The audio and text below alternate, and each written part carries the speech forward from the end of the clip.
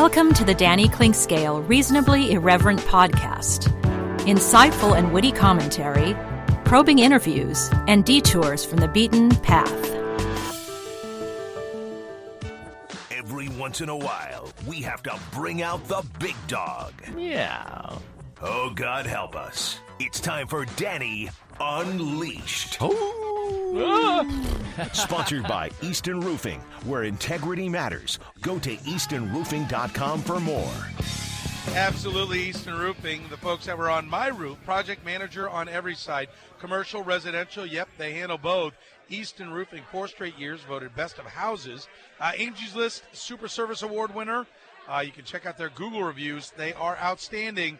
And when storms blow in, they offer free storm damage inspections to save you money in the future. No erroneous insurance claims on your record, which can cost you big money down the road. Those people knocking on your doors are telling you, oh, yeah, we'll just get you a free roof all the time. Can cost you a lot of money. Go with the roofing company where integrity matters. I'm talking about Easton Roofing. Happy to do repairs like they did for me. Customer service focused with Easton Roofing. No payment collected until you're 100% satisfied. Credit cards and PayPal accepted. Call 913-257-5426. See them online at eastonroofing.com. Soren, Petro, Curtis Siebold with you. We're at Tanner's, 143rd and Metcalf. We got koozies and freebie giveaways. We're signing people up for some great Chiefs memorabilia, autographed memorabilia. We're raffling that off here. And, of course, you bring in an old 810 shirt, we're giving you a brand new 20th anniversary 810 shirt here at Tanner's, 143rd and Metcalf. And we are joined by a man who was there in 1999 when 810 signed on. There would be one Danny Clinkscale for a little Danny Unleashed. Danny, how are you, my friend? I am fine, Soren, but I wasn't quite there. You weren't? Think. No, not quite. Not quite. Not 99? I mean, I was there in about a year later. About a year later? A little less than a year later. Signed on in August of 2000, I believe. August? Okay. Yep. I was in the ballpark. Right. I was in the damn ballpark, for crying out loud. Big ballpark. You were close. Yeah. I almost spanned the globe of 20 on either end. Good to know. Yeah. Good to know. Yes, he did. Good to know. Now, of course, the fine proprietor of DannyClinkscale.com. That's great. Anything to pub right now? Oh, all kinds of good stuff. I'm actually writing a movie review today that will appear tomorrow. What movie? The Godfather, oddly enough. Yeah. 12 Angry Men. Actually, it's an old movie. So, really? Nice. Yeah. Shut up. Are you really? Yep, I am. Because I watched it for about the 100th time last night. And I think Is there a big demand for a 50-year-old movie review? Well, the idea behind it is that this is one of the best movies of all time, in my estimation. And it's just a way of saying, if you haven't seen this movie, this is one you should absolutely see. Next up, The Great Escape and Diner. I've done all those already. Okay. Have you really? I have already done those, yes. All right. So, Good to know. But I usually do current movies, but every now and then I'll. What should I go see? What's out now? I haven't done a current one for a little bit of a while, and I generally do art house films, so I don't know. That's. Is that Tastefully Nude? Is that what you're talking about? No, that's not. Okay. Not that that's a stumbling block by any stretch of the imagination, but I just figured plenty of people do reviews of movies like Spider-Man or something like that. And people who are going to go see movies like that are going to go see them whether I say that it's good or not. So why not point people in the direction of other kinds of movies? So you are basically Blockbuster's dream 20 years too late. Kind of, sort of, I guess. Okay. Glenwood Art's dream, I guess, is probably more like it. But. 20 years ago, Blockbuster was in business. I know. There was one quite near my house. I remember frequenting it often. Daughters were real young then. That's the type of thing you did. So, yeah. There is still one video store in Johnson County. It still does business. I'm kind of amazed. What, vintage stock? 127th and Black Bob. I can't think of the name of it. It's on the southwest corner. Well, people who are in the area know it, and they still do business. Yeah, there's a chain of vintage stocks, but they kind of sell a bunch of different things. But they do have videos also. Not necessarily first run though. Danny Todd Lebo put together a list of 1999 factoids, if you will. Yeah, I've heard a couple during the day, although I've been quite busy. But Stuff that didn't exist: Wi-Fi, social media, movie streaming, music streaming, smartphones. Speaks to the videos. Do you know what the Dow Jones was at? First of all, do you know what it's at now? Isn't it in the 10,000s or something like that? Now? Yeah. No. See why you're the financial expert. Even I know that we're in the 20s. Oh, there we go. Heck, I remember. I'm old enough to remember when it cracked 1,000. Really? And it was like big news. Yeah. I don't. Well, you probably are old enough. 26,573 today. There we go. Down 340 points. Yeah, well, it's the usual, roller coaster ride that the stock market has been here for quite some time. Yeah, but I always try to stress to many people, including my wife, is that, well, look what I just said. It was at 1,000 in my lifetime. If you just wait around, it generally goes up. It's at 26,000. It's kind of been stalled there for the last couple of years, bouncing up and down a little bit, right? It was at 10,000. 10,222. Right. So 20 years ago. So the market's over doubled 2.5 times. Think about what your mortgage rate is right now. It's pretty low. I want to say I'm at 7.96. Sounds about right. Bill Graves was the Kansas governor. Remember Mel Carnahan was the Missouri governor. Remember old Mel? And Kay Barnes had just been, the late Kay Barnes, right? Did she pass recently? I don't know. I don't think so. I hate. I'm not good at that.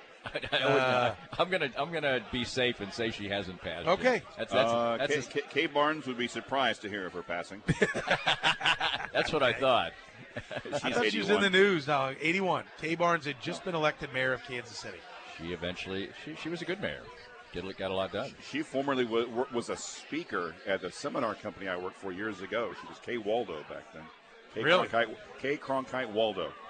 Really? That sounds like an iconic name, to say the least. It sounds like one that might have some connections that could get you elected. Born in St. Joseph. So? I never had a problem with Mayor Barnes. I didn't either. I got along great with Mayor Barnes. And I thought she was a good mayor. TV shows of 99. Somehow 1, 2, and 3 was Who Wants to Be a Millionaire. They were running it 3 days. That's your final answer. Number 4, ER. Number 5, Friends. To this day, I don't. If Friends is on, I won't watch it. I don't. It's not one of those. I wasn't really looking for you to comment on. I noticed that the Family Guy is on the list there. It's a superior show. Friends. No, it says The West Wing, Family Guy, The Sopranos, SpongeBob SquarePants all debuted in 99. Nice. On October 2nd of 99, Jerry Seinfeld hosted Saturday Night Live. David Bowie. Now, he's dead, right? David Bowie is Can I get something right here? Can I get somebody dead? Yes, he's David dead. Bowie is dead. David Bowie is dead, is he not? Can confirm. Okay, I'd like for somebody to have died in the last 20 years. Well, Mel Carnahan was on that list. The population has apparently skyrocketed because no one's died. Oh, plenty of people. There's two people on that list have passed away. You've mentioned. Okay, well, they're politicians, and I don't follow Mel Carnahan. So, yeah, I don't follow the politics. Movie box office. You ever heard of the movie Double Jeopardy? It was number 1. Wow. Ashley Judd, man. Dude, you only know because yesterday when we got this list, we looked at it and went, by the way, Todd Lebo put this together. We looked at it and went, what the hell is Double Jeopardy? Yeah, I don't know. I don't Ashley remember. Judd, convicted of murdering her husband. And Tommy Lee Jones. Now she wants out, says he wasn't killed. And in the trailer, they show him still alive. Kind of let the cat out of the bag. Kind of like, and then the gimmick is that once you've been convicted of murder, you can go kill him again. You can't be convicted of the same crime twice. So if she gets out, she can kill him, and they can't do anything to her because she's already been convicted of the crime. Nice. There's the little thing about getting out that apparently, I think that's about 40 seconds too much of Double Jeopardy. I was stunned. It was number 1. I don't even remember it. I don't even remember it either. Top song was Unpretty by TLC. Wow. Unremembered by KLS. DRC, insane boat. She's All I Ever Had by Ricky Martin. Remember that? Do remember it, unfortunately. Ballad. I don't. Smooth by Santana. That was huge. Mambo Number 5 by Lou Bega. Drove me insane, still does. You take a shot at Enrique Iglesias' big hit there at number 5. Vayamos. No idea. Bailamos. That's right. How'd it go? Bailamos. Pamela seems to remember it. Yeah, I remember that now. Yeah. I do remember the That's next a good one. tune. Genie in a Bottle. Yeah, you were a big. I remember you had the Christina Aguilera concert T-shirts you were wearing. Well, Yeah, I remember sure. that. That was like big time. You gotta rub me the right way. I wouldn't even have been able to tell you it was Christina Aguilera. Someday by Sugar Ray, All Star by Smash Mouth, Scar Tissue by Red Hot Chili Peppers. Remember that one. And I Need to Know by Mark Anthony, your top 10. That wasn't a great week in the American Top 40, No. as far as I'm concerned. No, it wasn't. I think that's pretty interesting stuff. Barry Odom was a senior captain linebacker for the Missouri Tigers. Good on him. I wonder what the team was. What was the team like in '99? Have any recollection? Not very. Jim I mean, Doherty led Larry Smith's Tigers with 1,304 yards passing, along with 4 TDs and 7 INTs. Strong. Justin Gage, who played basketball as well, was on the team. This week was one of the few high points, as the team beat Memphis on the road, 27-17. The season would end with a 66-0 loss to K-State, a game Coach Smith said was the worst game he'd ever been associated with. Well, one would hope so. Yeah. That 78-0 loss. Les Miles was coaching tight ends for the Cowboys. Good for Les.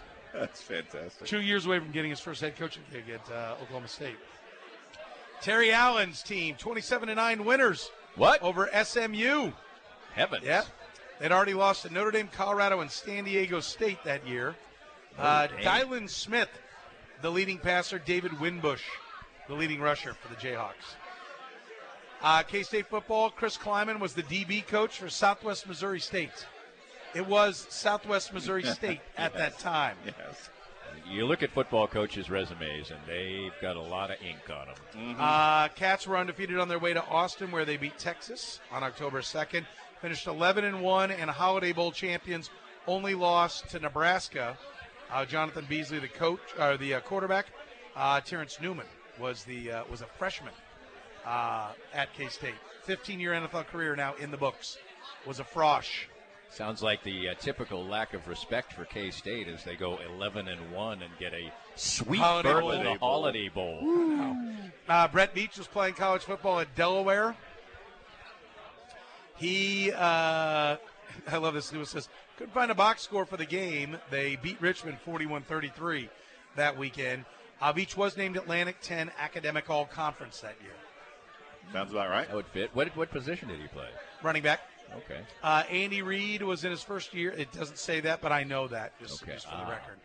Andy Humble Reid, brag. Yeah, that is. Andy, not humble at all when I point out. Just brag. You know. Andy Reid was in his first year with the Eagles. He had yet to win a game Nice. on October 1st. So all of his wins have come since then. The Chiefs and Gunther Cunningham are 2-1, heading into a game at San Diego. You know, I'm not the biggest By the Gunther way, Cunningham. they had just come off a game against Detroit. I looked at that earlier. Yeah. But perfect. Natrone Means Oh, yeah. helped lead I the heard Chargers some of these. Yeah, to I the heard some of victory. these. That was their Chargers' only win, isn't that? I think that's the case. Might be. The Chiefs' leading rusher was Rashawn Sheehy. I heard that earlier today. He's yeah. like a hiccup going by at 22. I love that one. I know he was from the University of Washington. Does that get me any points? Yeah, I did too. He's like a little mouse. 22. You know, we kind of think of Gunther as kind of a bumbling. He was 16 and 16. Yeah, I know he years was as head 500. coach. It was just the standard that had been set that was higher. he was If a his long unit lead. could have stopped anybody, Yeah. he would have been AFC West champions in his first year. John Becker didn't kick the ball out of bounds. They You might have shouldn't won. remember that. Ned Yost was a I third know. base coach with the Braves. And the Royals at that time had never lost 100 games. Ooh, In the next 20 years, they would lose 100 games, now 6 times. that's a bad percentage. And Yeah, pick four of up those a came in a- championship and another AL pennant. So 4 of those came in a 6-year span. Not so sure 30% of your time spent as a 100-loss team is a great stat, but you toss in a world championship. I'm quite confident it sucks. I don't think you need to sugarcoat it. Right. It sucks. I don't think that may never have been done. The championship, 4 and and the 5 AL years title that hadn't been done in half a century. Wow. What was it? Who was the Phillies? Old Phillies? Yeah. Danny, would you like to put a bow on the Royals season? Anything you'd like to I think tag it with? Yeah, I think that we come out of the Royals season with way more optimism than 104 losses you would think would indicate. I would think that generally people think of the future a little more brightly than most fan bases would be when their team has lost 104 games. I'm not so sure that's well-placed optimism. Even Ned Yost the other day, I was 75. He said it at least 3 years before they'd be contenders. At his last press conference, I covered his last game. He said 75 wins next year for us. Yeah, well, that sounds to me like, and what are they going to do, win 75, 76, and then 77? Because, I mean, if you're eking towards 500, then that's almost a contender. But he said, it's like, I can't see this team contending for more like 4 years, and I can't wait around for that. So I would say that more optimism from the fan base because of some of the pieces that played pretty well. The only aspect I'd look at is that you need pitching to come that often doesn't. I mean, I remember, a couple waves of Mets pitchers, where they had to, we've got 5 of them. There's no way that Jason Isringhausen and the boys. They don't all come, and of the ones that then get there, half of those get hurt. Right. So, not much pitching around, but that would be my bow. That they've lost back-to-back 100. They've had back-to-back 100-loss seasons, and yet I think people don't think they're going to suck next year, which I guess is a good thing. It might be a fool's errand. They managed to pull off. I'm not disagreeing with that. On the season, and if John Sherman is going to do anything different as the owner of the Royals, can we say he should look to Tampa? The lowest payroll in baseball, and they're back in.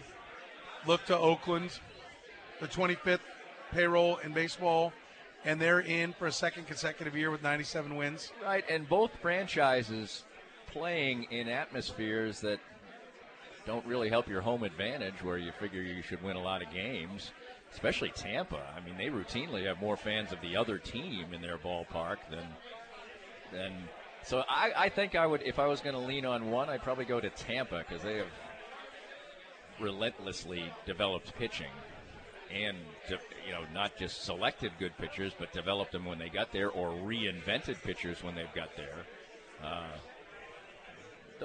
Tampa's remarkable, just remarkable. I mean, I guess Oakland's somewhat in the same, but you just don't think of them the same way. The Oakland A's have been in the playoffs 5 of the last 8 years. Yeah, and I think you could fool a lot of people with that question. How many times in the last 8 years? Now, it's the last 2. Right. None for 3, and then the 3 before. Right. So, I think one of the things about Oakland, and listen, I will forever say that Dayton Moore won a championship, and Billy Beane has yet to do that. And he's got, one series win? 0. Yeah. 1 series win. I mean, and the Rays have got the 1 World Series appearance. But and the A's one series win was against a team that has only won one other Twins. series. Yeah, the Twins. So I do think that there, is a reason to believe that Dayton Moore has a better formula for winning once you get there, but he's got to get there. I agree with that. It begs, it doesn't beg the question, because everybody loves the championship so much. But if you're a baseball fan, it'd be a lot more fun to be a fan of when your team wins a lot, rather than, has this mountaintop and then this crash. But World Championship is worth so much. But if you're growing up, say you're growing up as a baseball fan and your team's in the playoff 5 out of 8 years, that's a lot of fun. Yeah. The Royals fans aren't having much fun right now. And they're, not far away from a championship. But that championship has lifelong memories and fantastic a lot of parade, and it carries a tremendous amount of weight. But they really should have done a better job post-championship. I mean, I can't dress it up anymore. I don't think they'd argue that point. Yeah, you can't fall that fast, that hard. there's not really much of an excuse for it. It's the first team in more than 100 years to have a 100-loss season, or back-to-back 100-loss seasons within 5 years of a championship. The Philadelphia A's in 1916 were the last team to have back-to-back 100-loss seasons within 5 years of a like world for title. instance, look at the Giants. Look at the dismantled Giants this year. Okay, that's an old bunch of has-beens. Whatever. At least they had a run one time during the season. They got so much that they didn't discard some of their people, which they probably should have. But at least they provided their fans with some entertainment on the way to the toilet. Listen, I'm going to tell you, nobody wants to hear this right now because everyone's settled into we're not good. But the Alex Gordon contract was the first big, bad move they made. No question. Like, we're hanging on to the old guys. I mean, there was Alex Gordon production out there for a fraction of the price every year on the free agent market. And the Ian Kennedy contract was pretty bad. I mean, he was a serviceable pitcher at times for the Royals. But I do think they deserve being defended in the standpoint that I think the Cleveland Indian fans may lament, we'll see if they're the smartest kids in the room, but may lament the fact that they made a for-the-future deal in the midst of being ready to win. I mean, they've got great frontline pitching, and I know you got to have a bullpen. It certainly helps. But if you can ace it through 3 or 4 games, you can piece together another one. And they went out to get Franmil Reyes, which, listen, maybe they're going to go to the next 3 playoffs. They're going to win 2 world championships, and we'll call that the boldest, greatest trade anyone made when you're knocking on the doorstep, recognizing you're not good enough to win it all. But I think there's something to be said for Ian Kennedy was an extenuate. Ian Kennedy was paying the check on Johnny Cueto. That's what he was to me. Ian Kennedy was, we are all in for right now, and nobody bats 1,000. You hit with Cueto and Zobrist. Thank God you did, because it resulted in a championship. But you're going to miss, too. You make 5 of those moves. Hopefully 3 of them are right, and that's enough to win you a championship. One time in a 3-year window, and they did it. When you're a small market team, you're not putting together a dynasty of winning 3 in a row. I agree with that. What I will say is that the Royals had very good timing on certain things, and they had very poor timing of reading certain markets, and Ian Kennedy was an example of that. They thought that was the going rate for pitchers of his type. They signed him early in that offseason, and that market was just about to crash. Yeah. And they didn't see it. And, I agree. And that hurt. And so you're sitting there with 2, with a reasonably decent pitcher and a substandard outfielder who are costing you $30 million a year. You can't absorb that when you're a small market team. We'll take a break. Danny Unleashed, brought to you by Easton Roofing, commercial and residential roofing. Project manager, they're on every site. It's Easton Roofing, 4 straight years voted best of houses and Angela's Super Service Award winner. They've been on my roof. They've been on Danny's roof. You can check out their Google reviews online. Find them online at eastonroofing.com. We're at Tanner's 143rd and Metcalf, celebrating 20 years on the 810 frequency. Still some great autographed Chiefs photos, sort of memorabilia, including Arrowhead seatbacks that are a little piece of history that'd be perfect in your man cave. And it's $1 tacos here on a Taco Tuesday. Bring down an old 810 shirt. We'll give you a brand new one right here while they last at Tanner's 143rd and Metcalf. More of Danny's Reasonably Irreverent podcast after this. We're here with Joe Spiker, the president of Easton Roofing. And Joe, you worked for other companies in the construction industry. What inspired you to start your own company in Easton Roofing? Well, Danny, when you are working for somebody else, you oftentimes don't get to see the project through from beginning to end, and you don't get the final control over the customer experience. And I wanted to build a place where people can come and get work done on their house and not have to worry about being treated the wrong way and get a good customer service experience start to finish. The company slogan is Where Integrity Matters. Why is that so particularly important to you? Well, for us, what that means is treating each other with respect at work, treating our clients with respect, and making the right choice, especially when no one's looking. So when you're presented all the time as a contractor with choices that have to be made, are you going to make more money on this if you cut a corner? And we just wanted to make a place and a slogan that said to our people and to whoever is our customer, we're not going to do that. We're going to make the right choice regardless of profit. Easton Roofing, where integrity matters. 3 men have won 3 postseason games for the Royals. I asked for any one of the 3. Brett Saberhagen. Nope. 2. Shut your mouth. I will. Luke Hochhaver. Nope. He was only there for one of the playoff runs. I was looking for an oddball answer. Yeah, I think there is a reliever in it. Mm-hmm. Right? There is. Because I was happened to do some research for a church trivia contest. There is more than one reliever. Oh. Both of them are relievers. 2. Chris there Young? Are 3. There are 3. 2 of them are relievers. One's Chris a starter. Young? Nope. Is it Chris Young? It is not. Okay. Wade Davis. Wade Davis is one. Who? Wade Davis is one. Rudy was wanting to know if it's Chris Young. It is not Chris Young. Which we Soren, already guess said. Chris Young. I still think it's Chris Young. It is Chris Young. No, Okay. Wade Davis. Wade Davis is one. So there's your reliever. One of your 2 relievers. Postseason? Just postseason? Postseason Oh, I was wins. thinking World Series. Just postseason. Postseason. How about Quiz? Dan Quisenberry. Well, that's not a good sign. No. And then a starter. A starter. I mean, it's good they won, but Yeah. No. Leonard. Dennis Leonard. You right. suck, Danny. Quiz. I got 2 out of 3. Quiz, Leo, Got and one. Waiter. got one. I didn't get shut out anyway. Quiz, Leo, Waiter. and Waiter. I like to write that down. That'll be good. We'll see if I remember who the hell that is. Check, please. Boy, that's just another indication of the not so stellar postseason work of Dan Quisenberry. I mean, they lost some games because of him, and then one of those. then he had to have blown a game save. that he didn't blow. Okay. Game 6, 85 series. Liebrand gave up the runs. He came in, took over, got the outs, and then was the pitcher of record when they had the rally in the ninth. Okay, that's better. Danny Kleeskill here. Danny Unleashed, brought to you by Easton Roofing. Great Good Sense going out the door there. GoodSenseSubs.com if you want to order on your way home. If you're not coming here for dollar tacos here at Tanner's. Also the Good Sense app. Remember that loyalty club gives you 10% back. What the heck are you waiting for? It's the best loyalty club around. 10% back. You buy $22, you got $220.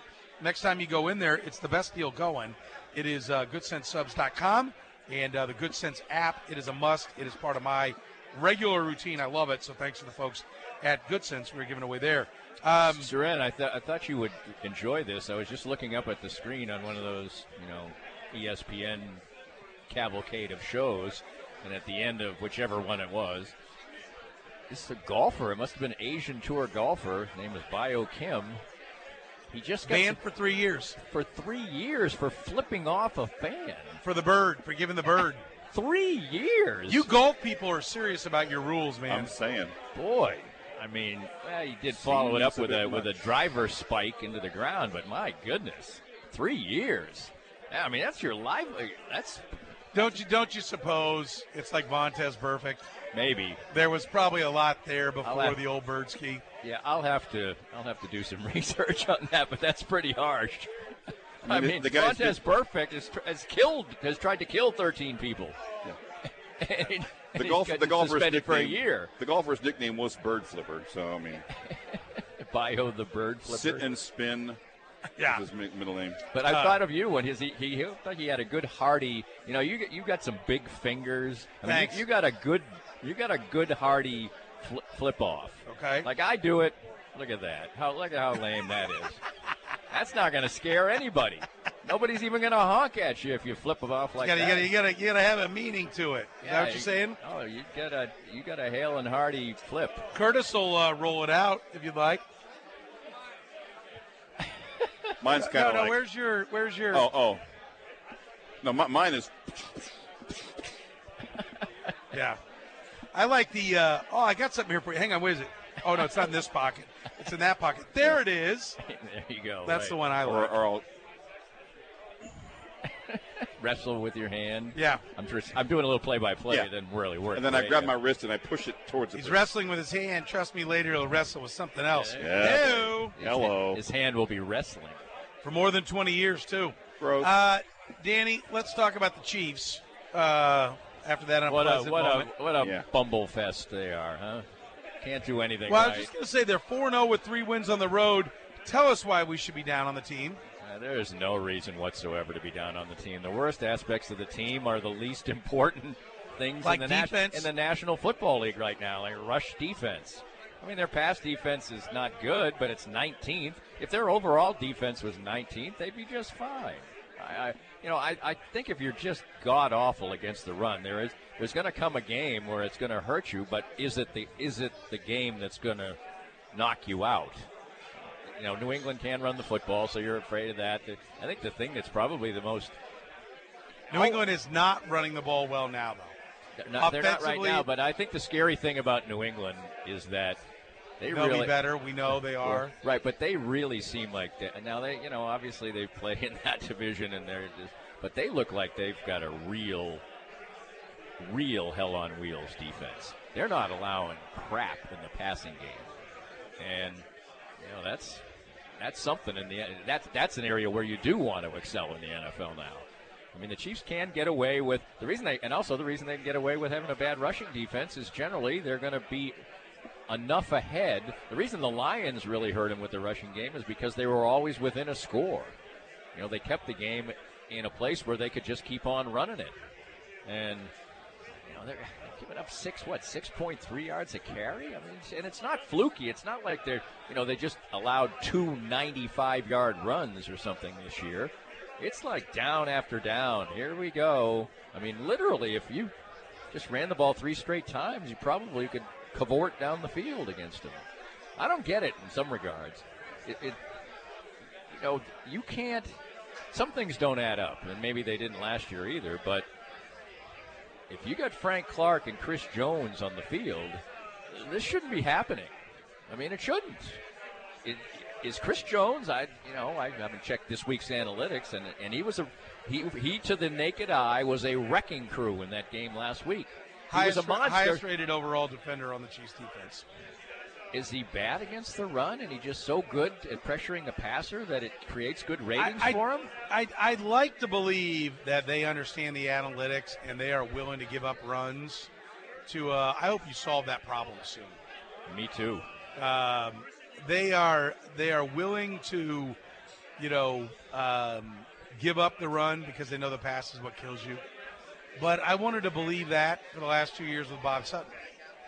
And so I am not yet. I'll start to get concerned now with the 5th game moving forward. And then I'll go to a panic level on the 9th game. Because there's plenty of time to where, okay, no more of this, well, it's a new scheme and we got new players. We've gone far enough to now that I'll start evaluating them now.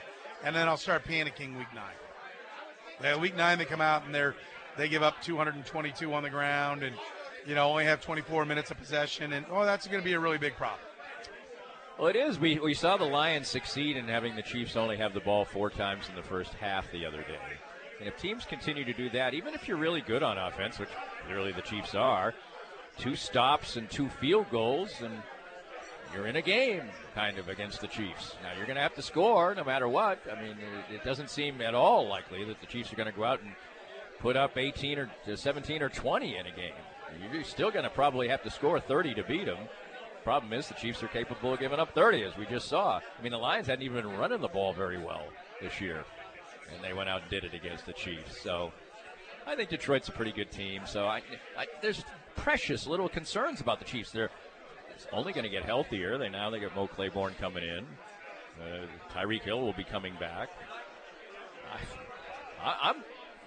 If they don't lose to New England, I think they have a chance to go undefeated. I think they have every bit as good a chance to go undefeated as the Patriots. I do. I'm fine with as good as the Patriots because I don't think either one of them are going to go undefeated. So I'm fine with saying they have as good. You want to say you think they're going undefeated? I think they'll be favored in every game but at New England and at the Chargers. Yeah, and I right now. And at the Chargers is actually a neutral field, so. Oh, yeah, I think. But they're the 2 Charger games, neutral field and at home. And we'll see what the Chargers are, but they started slow last year. Oh, it's much more wise to say they will not go undefeated than it is to try and put your fist down and say, but they just. Are you willing to say they're going to be 14-2? Yeah, I'd be stunned if they lost 3 games. Stunned. Really? Stunned. Now that they got past that game. Did you hear the stat Curtis unveiled for Nate Taylor on the way over? I didn't hear the very beginning of Nate 43 times. Oh, yeah, I did hear that. Yes. Okay, a team has given up 400 yards or more in 3 of its first 4 games, and there are only 2 that have ever been 4-0. This year's Chiefs and last year's Chiefs. And last year's Chiefs did not go 14-2. They went 12-4. Right, but they lost close games. They just survived one close game that they easily could have lost, and really were, in many ways, quite fortunate.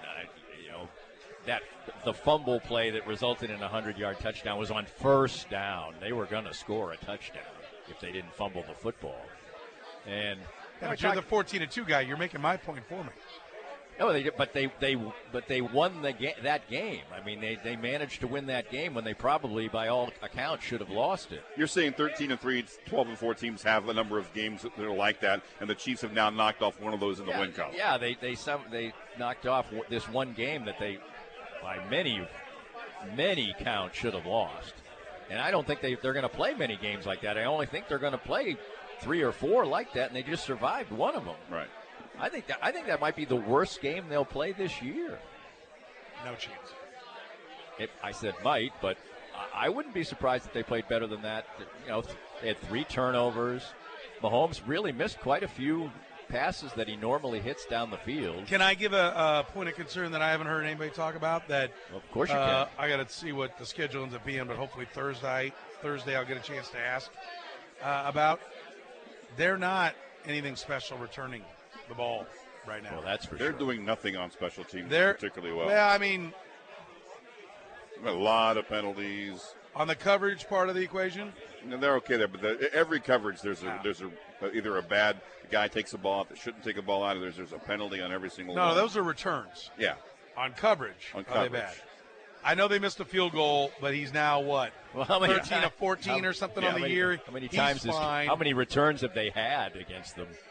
Well, not many. Not many, right? Yeah. So we can't measure. Punted 6 times, but their return game is not what it's been. And I want to find out what the hell DeAnthony Thomas has. I agree with that on the organization because I don't freaking see it. Yep. Now, listen, Andy Reid and Dave Tobe are honestly 2 of the brightest, most accomplished people I've ever covered in this game. So I stopped just short of saying, listen, this is criminal. But I don't get it. Well, I cannot see what they think they see. He gets only what is given to him. There is nothing he gets beyond that. I think one of the things they tell you is that he's good on coverage. I don't think we really pay that much. I want to see Pringle out there.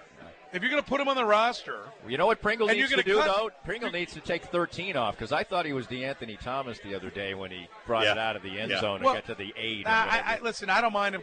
Well, I'm not going to get mad at him, because they are told, if you catch it, bring it. Because they think they can hit a big one. So you're going to have to live with some turds that you get tackled. And driving 92 yards for a touchdown is no big deal. That's right. That's right. So we're going to have to live with that.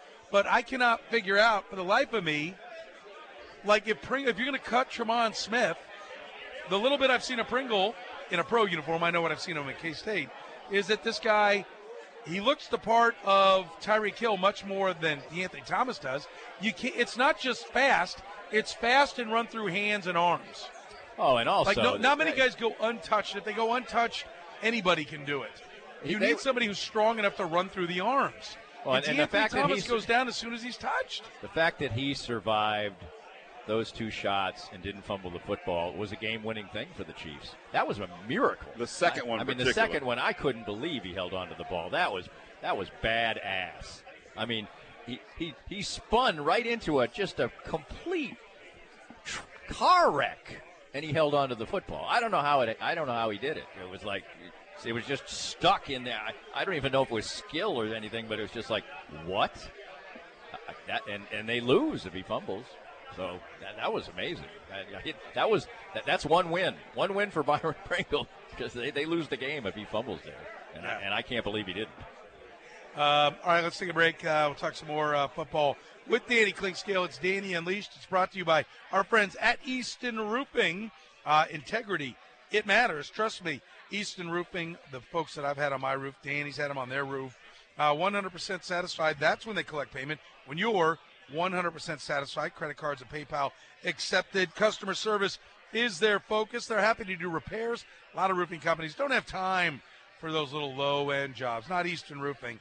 They want to help you out. They are truly a breath of fresh air in the roofing business. Find out why their Google reviews are awesome, why for 4 straight years they've been voted best of houses, and why they have the Angels List Super Service Award. It's Easton Roofing. Online at eastonroofing.com or call 913-257-5426. We're here with Joe Spiker of Easton Roofing. And Joe, oftentimes people will wait to replace their roof until there is a weather event. What should they know about that? Well, Danny, the important thing to remember is if you're going to turn in a claim to your insurance company, you want to make sure that you actually have damage on your home. If you turn in a claim to your insurance company and they send an insurance adjuster out, it's going to be a claim whether they give you $1 or $10,000. So it's important to make sure that you actually have damage on your home before you turn that claim in. And all you have to do is give us a call. We'll come out, take a look, and make sure there's real damage, and we'll tell you if there's not. Maybe it's just a small repair and it's not worth a claim. So it's always smart to get somebody you trust to make sure there's damage before you turn in a claim. Quality advice and guidance from Easton Roofing,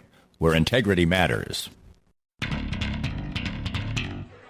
All right, welcome back here to the program on Sports Radio 810 WHB. Petro Siebold with you here at Tanner's at 143rd, where we are celebrating 20 years on the 810 frequency. What I was told by many in this town, in the radio world, oh, no. They won't last 6 months. They won't last 6 months. So you can either say 20 years on the 810 frequency or 19 and a half years beyond the expectations of the rest of the radio world in Kansas City. Sports Radio 810 WHB, proud to be here for 20 years on the 810 frequency. Giving away the brand new 810 20th anniversary T-shirts. Let's bring in an old 810 or 1510 shirt. Come on down. We've got still some great memorabilia. We are raffling off. So just get signed up. Make sure you got it. $1 tacos at Tanner's. Here, you can't beat that. We're at 143rd and Metcalf. Come on down and say hello. Danny Clinkscale, brought to you by Easton Roofing here for a little Danny Unleashed. Yeah, baby. Colt game. I see this being much more like the first 3 games where there's precious little drama. The Colts look pretty good coming out of the gate. Many people like their entire roster. And Jacoby Brissett threw some touchdowns, in the first 3 games, but it doesn't look real now when the Raiders go in there and beat them.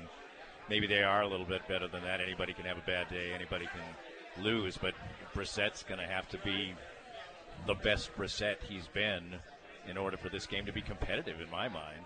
I think most people in the league believe that they are building something good there, and that across the 53-man roster, they are quite good. And that's the general feeling I get from the National Football League. But if you don't have the trigger man, and I said before, the recipe for beating the Chiefs is so hard.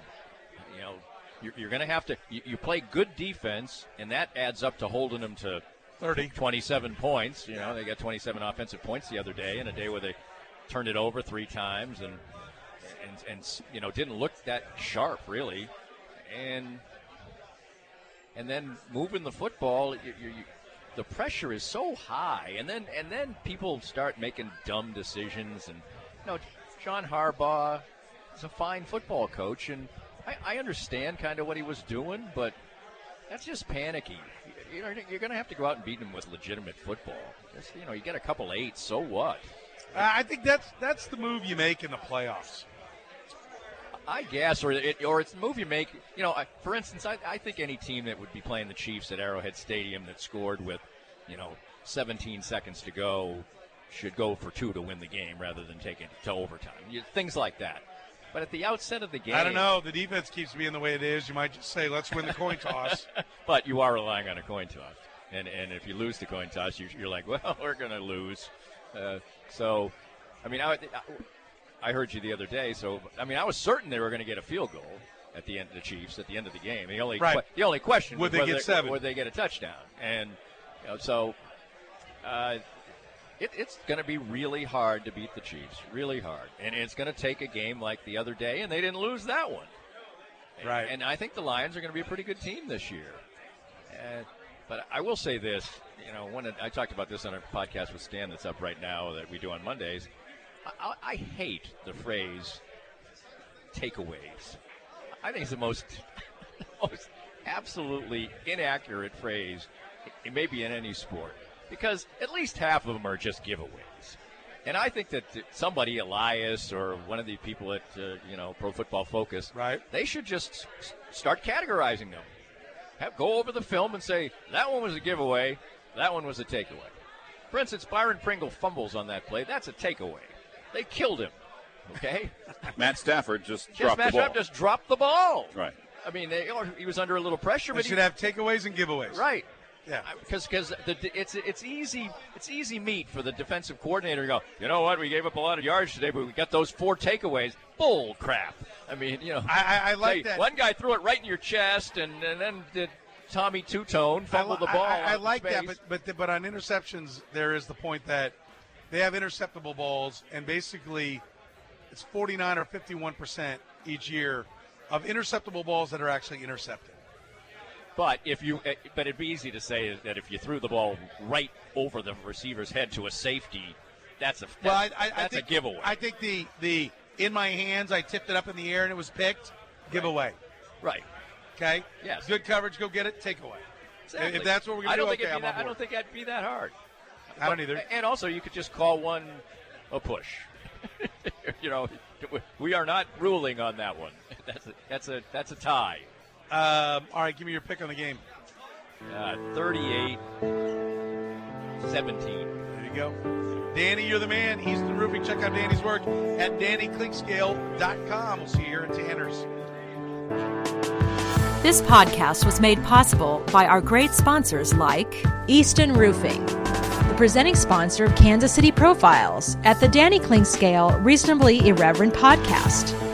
Easton Roofing, where integrity matters. We hope you enjoyed the latest Danny Clinkscale Reasonably Irreverent podcast. Come back soon for something fresh and new.